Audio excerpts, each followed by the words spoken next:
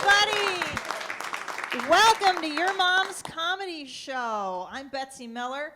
It has been a long day. I woke up this morning to someone saying, "Mommy, I pooped." And I rolled over and said to my husband, "Sweetie, we've talked about this. You can't call me mommy." A friend told me the other day, "Betsy, I think you have a lot of repressed anger." And I said, "Oh, thank you for saying I'm a good mother." Oh, my kids are 6 and 3, and they don't look anything like me. They look like their dad. They don't look like me. It's kind of weird when your kids don't look like you. You start to wonder if they're really yours. I said to my husband, "Sweetie, our kids don't look like me. Is there something you'd like to tell me?" He says, "What are you talking about?" I said, "Did you cheat on me?" He says, "It doesn't work that way." I said, "Yeah, just answer the question." The other day, my son told a joke. You guys want to hear it? Yeah.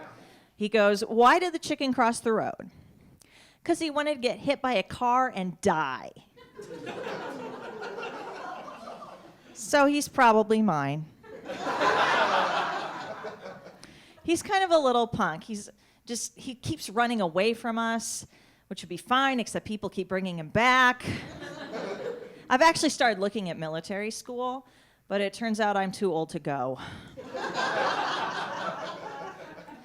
His teachers say your son's strong-willed, but that's a good thing, because when he's older, he won't give in to peer pressure.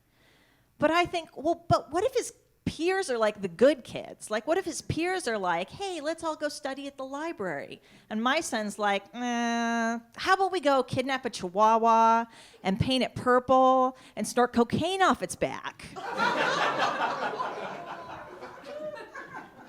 That's something my kid would do. I can tell already at 6. Oh my gosh. Oh, kids are ridiculous. Kids are ridiculous. They, you know what's ridiculous is the shows that they have for kids. I mean, kids love PBS Kids, and they love Daniel Tiger's Neighborhood. And that show just lies to kids. Okay, they have these jingles, and my kids learn these jingles, and they sing them to me, and then I have to re-educate them. Because the jingles are like, "You can take a turn, and then I'll get it back." I'm like, your sister's gonna break it. After all, she's 3. And there's one that goes, "If your friends play with someone new, they will still be friends with you."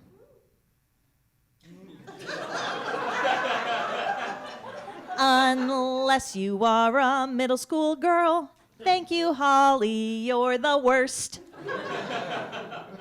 My favorite one by far, though, is "Grown-ups always come back."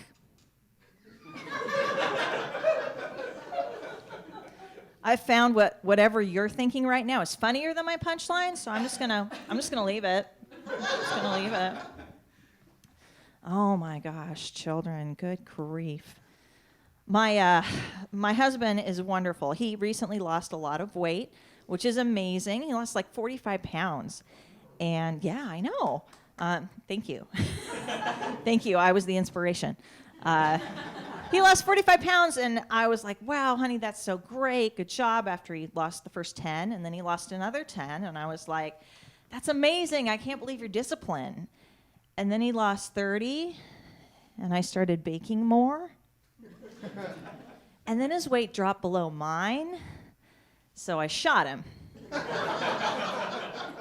I didn't really shoot him. I did start dieting too, though.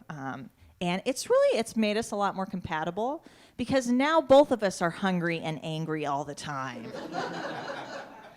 But, you know, losing weight doesn't necessarily fix your self-esteem issues, does it? I found. Like, he said to me the other day, "Betsy, I feel like I'm gaining it back." And I said, "No, honey, you look amazing. You're being ridiculous." And then I said, "But I feel like I've kind of plateaued." He says, "No, honey, I love your belly."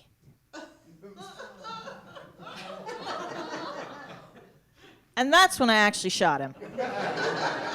Give it up for your next comic. Coming up to the stage is Patty Fanchula.